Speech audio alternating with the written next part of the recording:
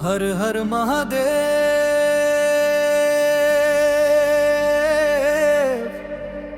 बोल बम बोल बम।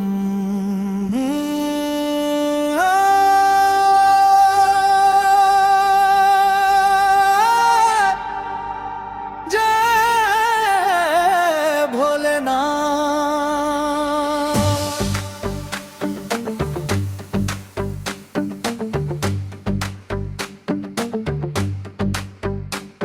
बिन भोले के जीवन अच्छा नहीं लगता। भोले बाबा बिना मन कहीं नहीं लगता।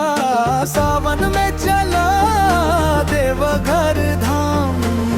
बोल बम गूंजे सुबह शाम। बोल बम गूंजे सुबह शाम। बिन भोले के जीवन अच्छा नहीं लगता। भोले बाबा बिना मन कहीं नहीं लगता। सावन में चला देवघर धाम। बोल बम गूंजे सुबह शाम। बोल बम गूंजे सुबह शाम।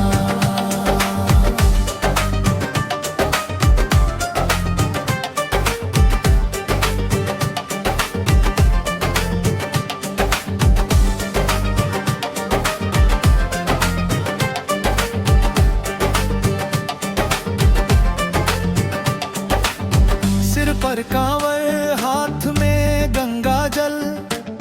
भोले के दर्शन से मिटे सब हलचल। भक्ति के रंग में रंगाइल बामन। शिव नाम जपला से मिले सुख चैन। बिन भोले के जीवन अच्छा नहीं लगता। भोले बाबा बिना मन कहीं नहीं लगता। नीलकंठ बाबा दीनन के सहारा। नाम जपते कटे हर अंधियारा।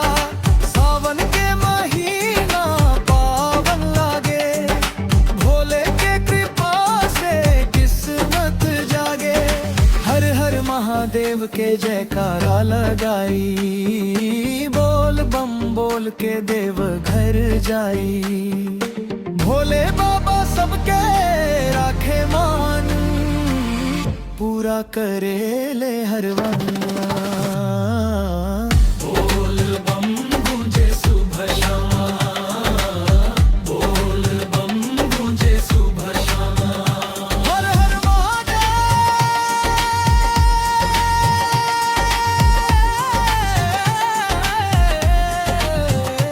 बोल बम।